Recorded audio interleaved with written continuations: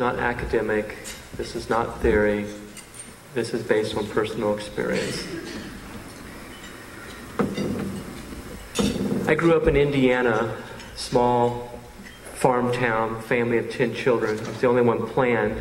I was the fifth child.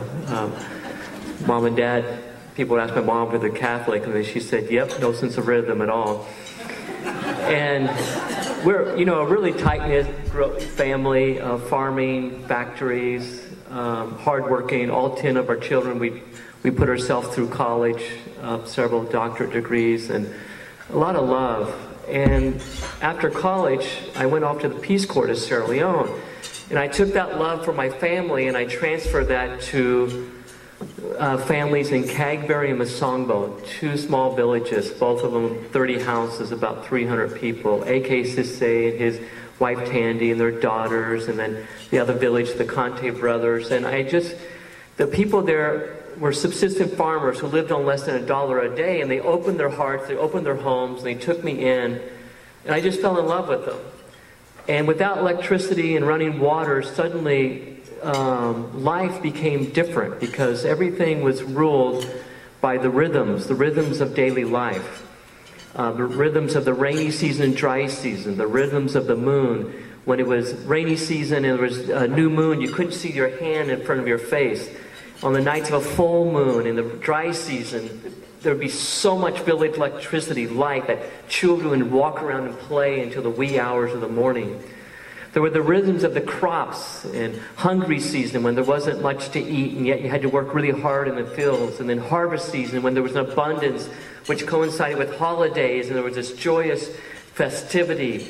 Then there was also rhythms of manhood and adulthood when young kids young would be taken into the bush and initiated in these secret societies, ancient secret societies of spirituality that coexisted with Islam and Christianity. And I would hear the drumming in the bush and the chanting, and I was like, my God, these people are connected. They're connected with their families, their community, their environment, and these kids were learning about the relationship with the ancestors and the spirits in the bush.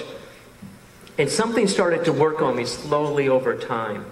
Granted, I was doing some work, and I stumbled into some great projects, water wells, and making fishing lures, catching hundreds of pounds of fish, but that was secondary to the transformation that was happening. And it wasn't until, and this isn't romanticized because 1 in every 4 or 5 children would die before the age of 5. And yet there still was a sense of connectedness and belonging that I just ached for it. And that was really kind of the wake-up call, the spiritual awakening for me. Because when I came back to the United States, the culture shock was overwhelming. Why are people in a hurry? What is this pursuit of happiness? For 4 years, I lived without media, except for maybe a little shortwave radio. Didn't hear Indiana basketball team winning the national championship at 3 in the morning in a small bush village. I was the only one celebrating. But then I suddenly became aware of all the media we have here, and the billboards and the advertisements. In order to be happy, I must look a certain way. I must have certain possessions. In order to avoid calamity and all this fear, I must buy this and that and this. And then suddenly I need more money, I must go out there and get this. And then I was like sitting around, it's like, we're not spending as much time connecting with one another as my friends in the village were. And then something happened while I was gone too. We went from 3 TV stations to cable television. And then the level of violence, it was like taking a frog and put it in cold water. It's a terrible metaphor. It's the way you cook a frog. You put it in cold water and turn up the heat slowly, and so it doesn't realize that it's slowly going to burn. And that's what happened. Because I'd go home and my parents were watching TV, and they'd be watching shows, and suddenly someone would be shot and killed. I would flinch. I was like, oh my God, that person's dead. What about their family? And everybody was like, well, that was entertaining. It's like, what in the world is going on here? So I was furious. I was angry. I was just really upset because I also knew this lifestyle we had here of pursuing happiness through massive consumerism was impacting people back in Sierra Leone. How many people here ever donate clothes to Goodwill and Salvation Army? I do it too. Did you know they can't sell all that clothes and it gets dumped on the markets in Sierra Leone, Liberia, and all across the world? local textiles, companies can't compete with it. So when we get upset and we're moved, well, I think I'll go shopping, I'll buy this, boom. T-shirts end up deep in the bush of Sierra Leone. I've seen a man deep in the bush, an elderly man, wearing a shirt that says, "Baby on board." You know, there's this weird humor and it's bizarre, and yet the global economy is being driven by a few 100 million people pursuing happiness outside of themselves. That is a spiritual crisis. That is a spiritual crisis that is dramatically impacting the environment and impacting Sierra Leone. And this impact drove me to start seeking. And you know, I met one of the first people I met coming back was a yogi, Michael Singer, and the author of Untethered Soul. And this led on a spiritual journey where I started meditating, you know, 2 hours a day for the last 22 years of meditation, really going in and looking for this relationship between inner peace and international peace. Spent some time on the Navajo reservation, went to Washington, D.C., started working on peace-building projects.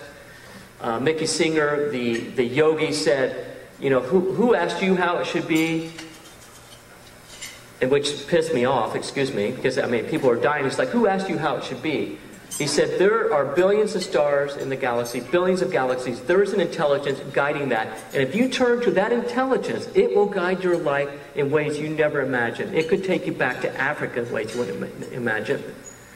Well, I did go back to Sierra Leone. I did go back on an assessment mission during the war. I got to go back to see some of the friends, hear the horror stories, hearing about how people with less than $1 a day were impacted by a war that was being driven by the global economy. This war had started 2 years after I left Sierra Leone.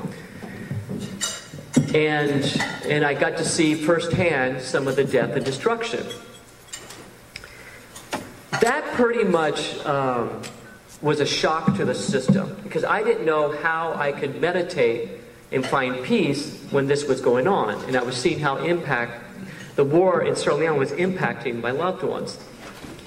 So I went deeper into meditation, and I did something in the tradition that I knew to do, is I threw myself at the feet of the Divine Mother, and I just started praying for Mother to reveal herself. And just with all of my heart going into meditation, like, Mother, how can you allow 8-year-old boys to carry AK-47s? And as I started to do this, experiences started to happen. Experiences of profound, deep love, ecstatic love, the type that Rumi writes about. There would be times where I'd be so overwhelmed with love, it would just go on and on. The closest thing I could describe it to would be just waves of energy shooting through the body. And then I got to go back, and in the book I have some of the love poetry that was writing about at the time. And then I got to go back to Sierra Leone again during the war, going in and out of these ecstatic states of love, and then going back and seeing the deadly conflict. And I was trying for all of my life is how to bridge this deep inner spiritual aspect, this communion and love affair with the Divine Mother, with children who had killed and raped some of my friends in the villages. That is what I was trying to bridge. And luckily I had mentors along the way, and luckily also I started to see, I was able to work on peace-building missions with Search for Common Ground, an organization that's one of the world-leading transformation organizations on dealing with societal conflict. And so luckily, by working with them, I mean, we were working on entire societies of transforming through media, radio, and television. By doing this, I started to see a bridge between the inner and the international. The first thing I started to see is that inner peace is a global responsibility. The weapons in Sierra Leone, AK-47s and others, were purchased with blood diamonds and illegal timber trade that was going into the Western consumerist market. Inner peace is a global responsibility. It's a responsibility of every spiritual tradition to be able to take a person help guide a person to find his or her own personal relationship with God, Spirit, whatever you want to call it. The second thing I started to see is that conflict is an absolutely natural part of the human experience and a natural part of a spiritual path. On one level, it's a matter of differences that we coincide. But if you take it a little bit deeper, drawing upon the Buddhist tradition, Tara Brach says, we have our thoughts and we have our emotions and we identify with them. And what this does, it leads to, let me back up a second. The way she was saying is that we feel separate from Source. And that sense of separation leads to the wanting self. I want to be happy and I want to avoid suffering. And we go around trying to rearrange the world to get it the way we want it. And inevitably, we bump into another. Einstein said it the same thing. Same thing. It's like we're part of the universe. But we have this optical delusion where we believe our thoughts and emotion, we believe are separate from it. That sense of separation, the separation between ego and soul, or spirit and source, is the source of conflict. And all of us have this conflict going on inside of us. We're trying to rearrange the world to get it the way we want it, with a world that's constantly changing.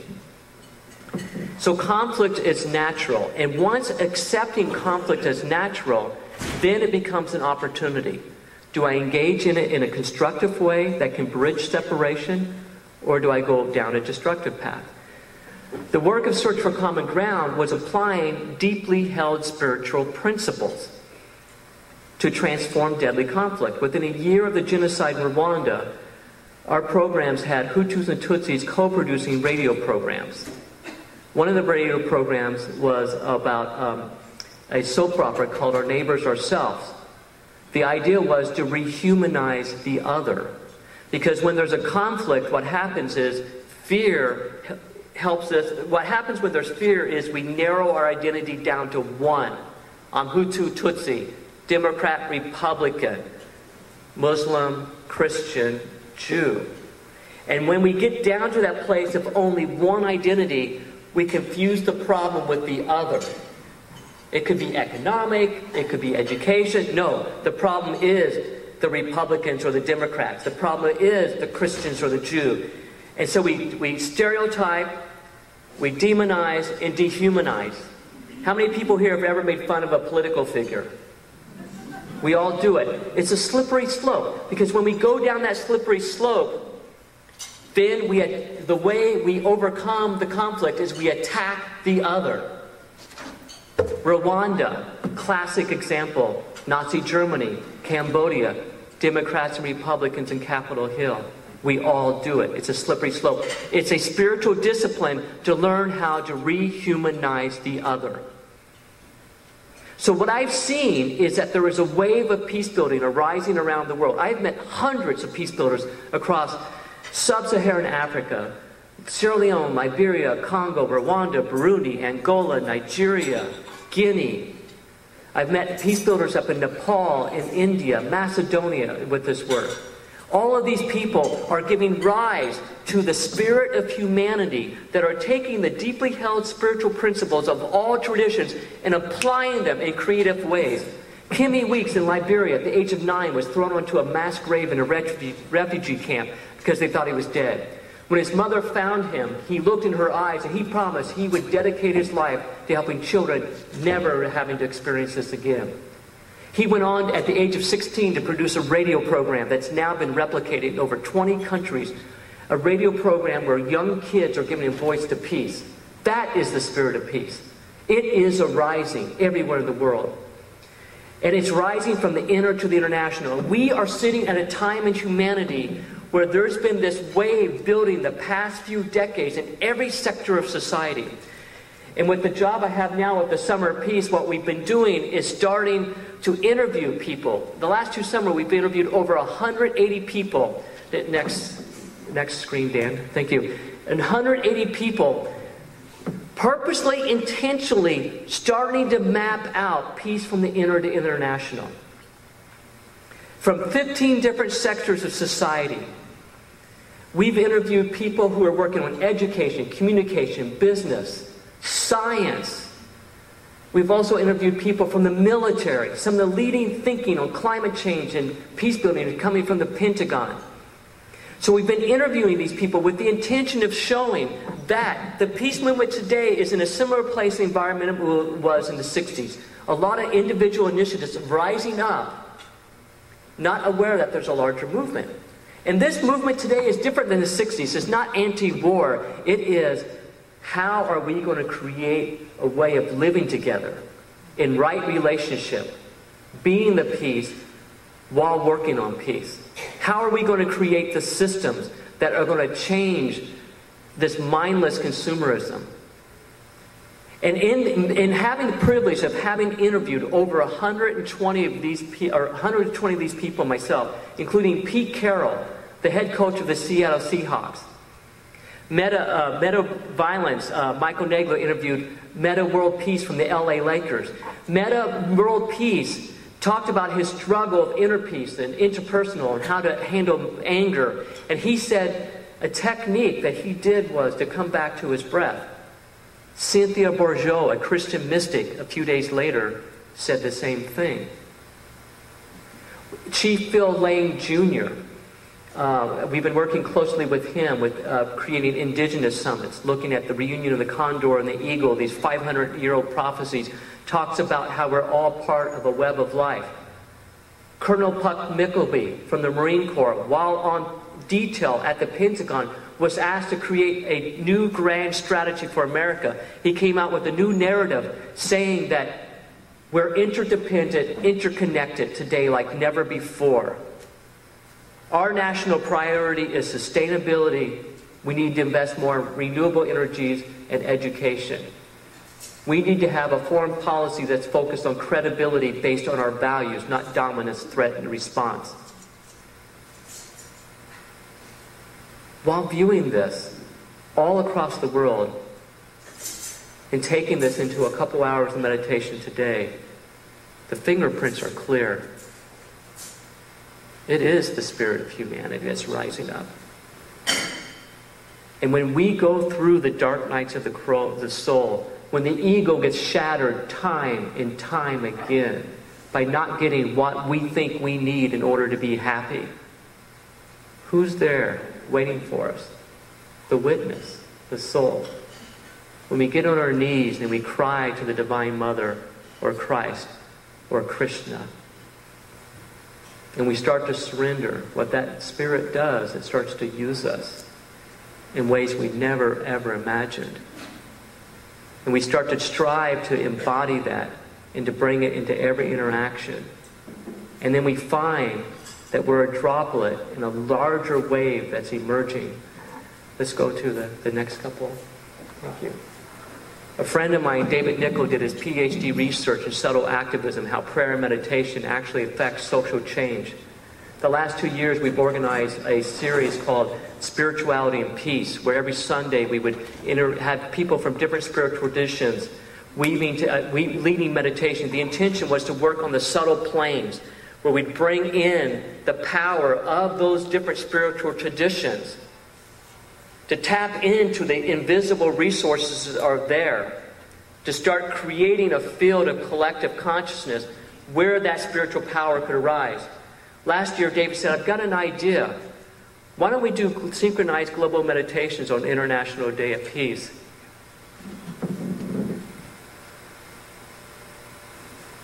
This was an example of a man who deeply believed in the power of spirit, deeply believed that we're all part of this collective consciousness. He reached out to a few people, and within days he had dozens of organizations saying, yes, we'll participate. Last year they had 248 cities around the world collaborating in synchronized global meditations. This is happening. There's an exponential growth. Meditation, prayer, nonviolent communication, peace education. There's so many ways. There's a new narrative of peace that's arising from the inner to the international. There's a quote I want to read from Steve Killalea, who created the Global Peace Index. And then I want to close with a video of Be the Peace. Steve Killalea is documenting scientifically the most peaceful countries in the world and the economic impact of peace and lack of peace. And in an interview, he said Sanskrit has, well, I'm paraphrasing, I had a couple lines here. He said, Sanskrit has 108 words for love. Islam has 99 names for God. Japanese has 14 words for beauty. We've got one word for peace. We don't have enough words to accurately describe all the different types of peace. I think it was Socrates who once said, if you don't have a word to describe something, then how can you think about it? That's why we've been mapping out peace from the inner to international. That's why we've been sharing the stories of Pete Carroll, and Cynthia Bourgeois, Kimmy Weeks, and others, so we can bring attention to the fact that there's a lot of different ways of expressing peace in this world. So the task is to come forth with a question that's in your heart, and then Dan will be coming around with the microphone so that those of you who want to ask Philip will be able to do that. The question from our table is, living in the American, where we live, how do we go about breaking our addiction to consumerism, knowing that it is a global problem? I just want to acknowledge that we're all co-mentors here of one another, that there's a tremendous amount of wisdom with each of us, and also to acknowledge the solutions to problems of the world today are coming through a collaborative process. I'll just share what my experience is to these questions. That is one that hits home for me, because my dad worked in a factory that was on the verge of closing frequently, and with 10 kids there was often some stress about the economic security. And I remember once when he lost a job prior to that coming home, we're all like, oh my God, he was selling insurance at the time before going to the factory that was on the verge of closing. So I've struggled with this one, because it seems like there is a secure, I've seen impact of countries without a financial system, Sierra Leone and so forth. So it's like, how can we participate in a transformation of an economic system that's based on all of us being in a place of unhappiness to get things, to one that is more rooted locally and sustainable. In some of the programs we've interviewed David Corton, and David Corton is really good at keeping a bird's eye view of what's emerging in this area. And there's quite a bit of initiatives looking at local economies and so forth. I'm sure Eugene has a lot with the local agriculture and so forth. So I think looking locally, reinforcing, educating oneself, go to David Corton's work and others, see what's emerging. And then I think the other part is just internally, just checking. Am I restless? Am I just going to go out and distract myself with something? Particularly supporting the industry of violent films, because what people don't realize is that the last decade, thousands of video parlors have popped up across sub-Saharan Africa, where for pennies, young children are watching violent movies. I forgot to mention, one of the villages I lived in was sacked by a rebel unit headed by a teenage boy named Colonel Rambo, who was trained by watching Rambo movies. So when we support this industry, there are thousands and thousands, of these video parlors for young kids just going to watch for pennies these violent films, not knowing the difference. So it's how we spend our money also is voting on what we want to see in the world. I tend to like to support the local businesses as much as I can, and have relationship with people. And that's a big question. And I think we're in for some crises which will lead to transformation. David Corton, Korten, The Great Turning, I think was his book, wasn't it, right? Yeah. Well, what we'd like to hear is what signs of hope you see, and what kind of, what will keep us going and inspired and moving on. That dance between hope and despair is where the fate of humanity hangs. And each of us on a daily basis battle with that. And I've battled with that quite a bit. And there's several answers for this. A is having a deep spiritual practice on a daily basis, because that's ultimately the source of connection. And being able to take anything, even the anger or frustration, taking it, laying it at the feet of God or Spirit, whatever, and just going in and starting to tap into that wellspring that is there. The second thing is to start looking and finding places that highlight the positive. I mean, the summerofpeace.net, there's interviews of 180 people that's available to listen to for free online. If you want to download them, we charge a little bit in order to keep the lights on.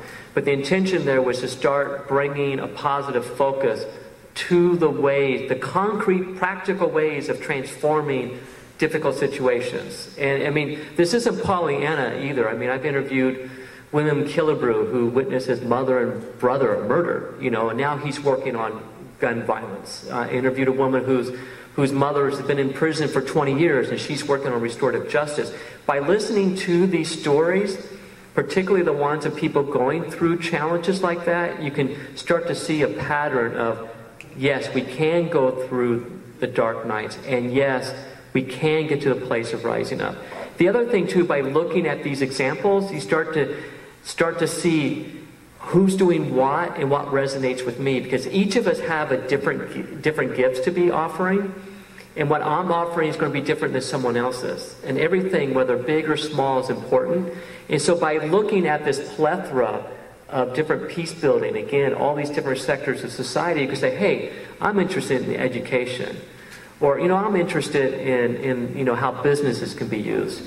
Or I'm interested in working in nonviolence and forgiveness. And so that's what I would recommend. That's one resource, and there's so many resources right now. And so it's a part of it is being proactive and educating oneself and looking for the positive, inspirational stories. And then moving from deep inner practice to action. That was a question that came up at our table. And that's a really important one. To me, there's no difference between meditation and daily action. The daily meditation anchors into an awareness of the witness and a source that is much bigger than what my mind can comprehend. And when we have that witness, this is going into another question, is what that does, it allows us to witness our reactions before we react. So we can observe, witness our thoughts, witness our emotions. We go into that place where we go into a meditation. We feel that peace. That taps into a wisdom, you will, of a higher wisdom. And then we can respond. And so I think that is where meditation meets the road on daily life. Just every interaction. How can I respond from the place of my deepest peace to whatever's happening? And then that information will then guide us into other actions we need to take in the world. So again, educate what's out there, do the daily practice, and then follow the energy. Follow the energy where it wants to take you. Can you identify 2 or 3 specific peace practices which you've seen elsewhere people engage in that would help lead us from develop our own internal peace in interacting with others, and then peace in organizations that work in the community? Thank you. Yeah, I'm going to describe one that we can do in daily life, and then I'll mention 2 different ways it's been applied on the international level. It's called the Namaste practice, or Hello Love. Briefly, there was a man in Tibet, and the story is more detailed in my book, but basically he encountered a situation that angered him with a Buddhist monastery being closed by Tibetan Chinese guards, and then he met a family that met the same situation, and he started talking to a young girl in the family. They were exchanging words, English for Tibetan, and she taught him Namaste. I honor the spirit in you that's also in me. And she asked him, well, how do you say that in English? And he realized he didn't have a way. And he also realized that when he said hello to people, he would say, oh, hi, how are you? And he'd walk on. And so what he started to do, and this is a corporate consultant, does trainings, he started to stop and inside would acknowledge the spirit in the other person that's also in him. He would acknowledge the humanity in the other. He noticed that the relationships in the offices started to change, that there was more trust. And that trust serves as a foundation for deeper relationships. In Sierra Leone, after the war, there were thousands of child soldiers. Children were used to manipulate elections, do horrendous crimes, and particularly homeless children. And so the radio program we had went out and interviewed these young kids, acknowledging their humanity. Put the radio program on the air about what their experience was being manipulated by politicians to do violence, but never coming through with the promises. The children heard their voices on the radio, and then our staff went back to them and said, "What would you like to do?" They had this sense of self-worth. They're like, "Well, we'd like to be election monitors." Instead of doing violence during elections, I mean, this was horrendous violence. They became election monitors. And then they enrolled people to register, you know, and it would turn out to be one of the safest elections in Sierra Leone's history. Combine that with other initiatives with radio. Iran, okay, so that's one example. Iran and U.S., my colleagues at Search for Common Ground had been hosting secret dialogues, or not so secret anymore, at the time they were secret, between Iranian diplomats and U.S. diplomats, former ones. And in the first meeting, in a room like this, they didn't know whether to put wine on the table or assign seating.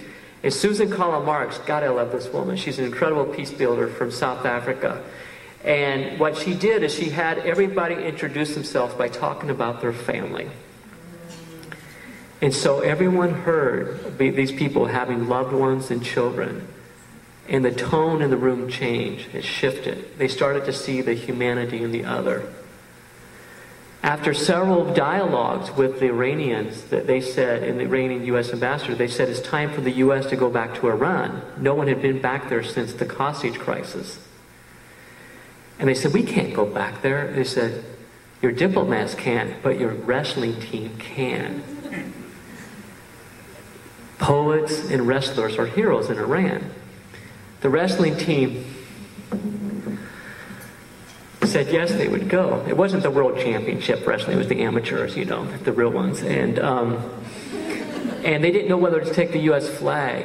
And when they walked into the gymnasium in Tehran carrying the U.S. flag, they got a standing ovation.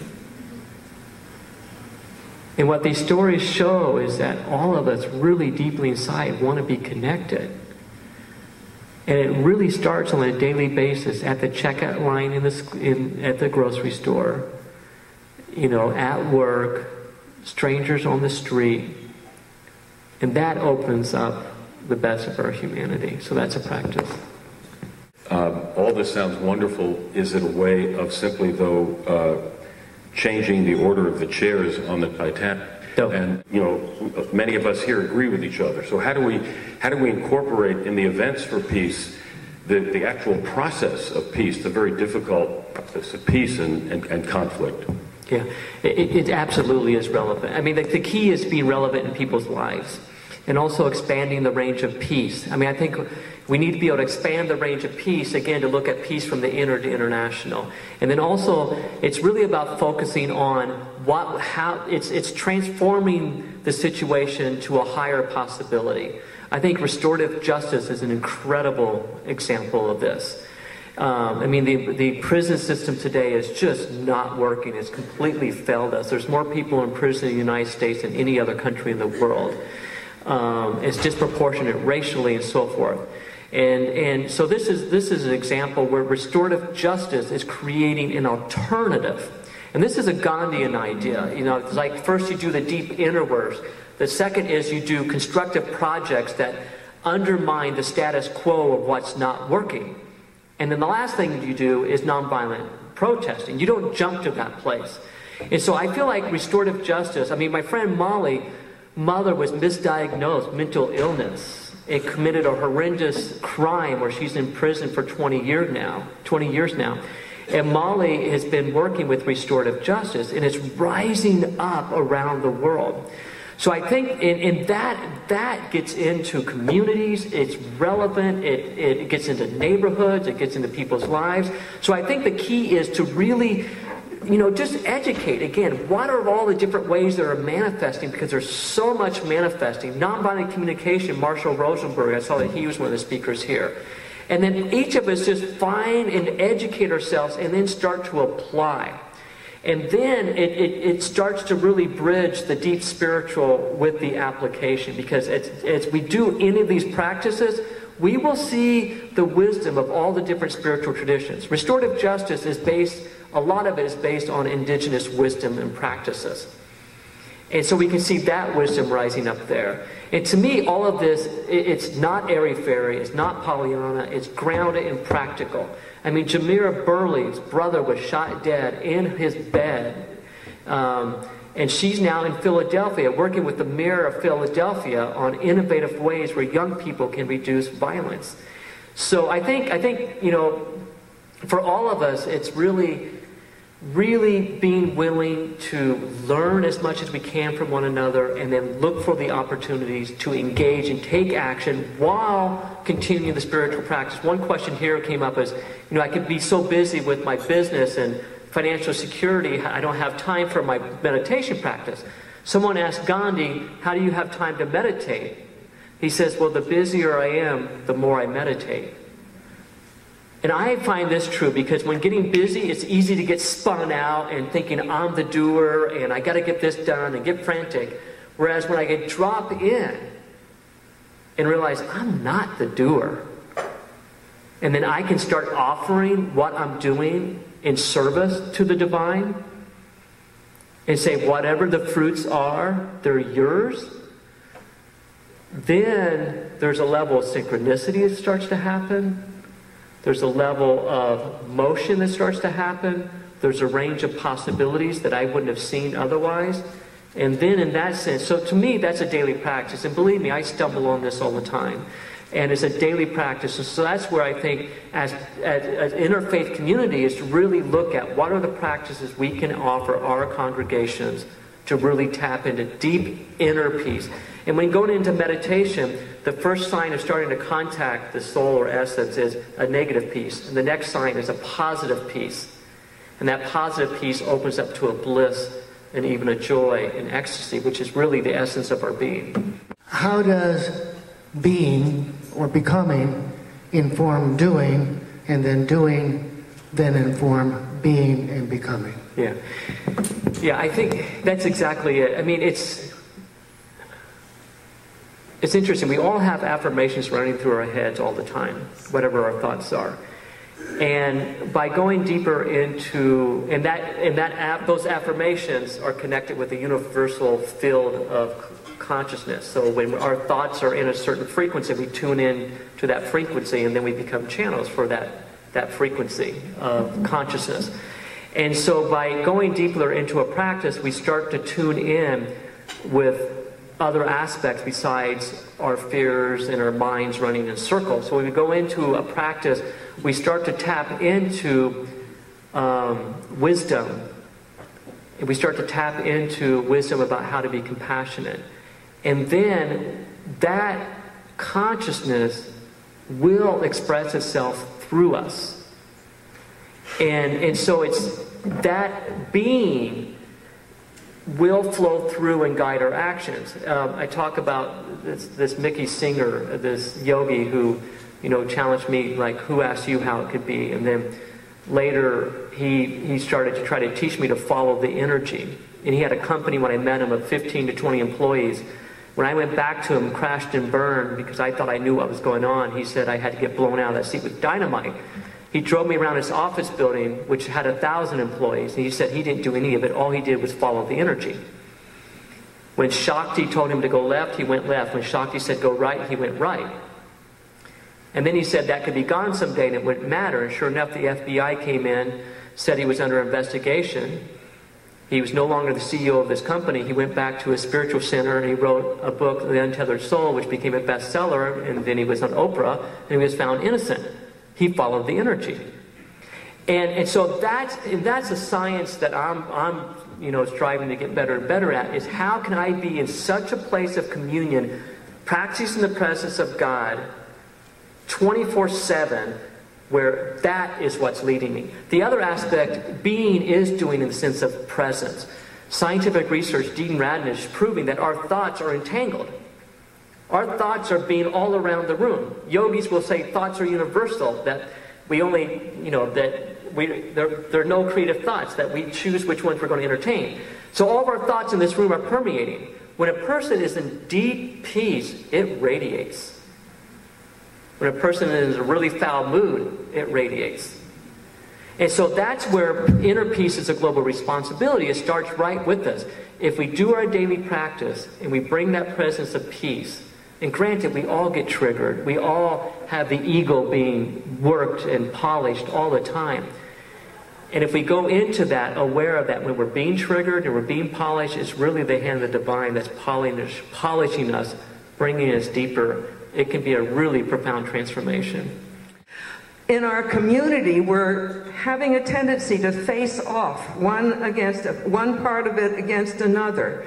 The sleep people and supporters of the sleep people and the other. And we're facing off as us and the other, sure, both ways. Sure.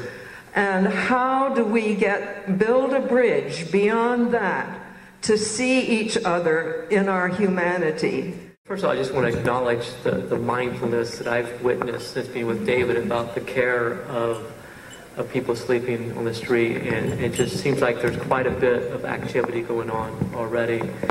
I think each of us carrying the daily practice into the interactions and being aware of when we start to demonize or perceive the other. The other thing that I would encourage you to do is that there's so many resources available today, and to draw upon those resources. And I think David is a great resource with contacting Michael Nagler at the Meta Center for Nonviolence.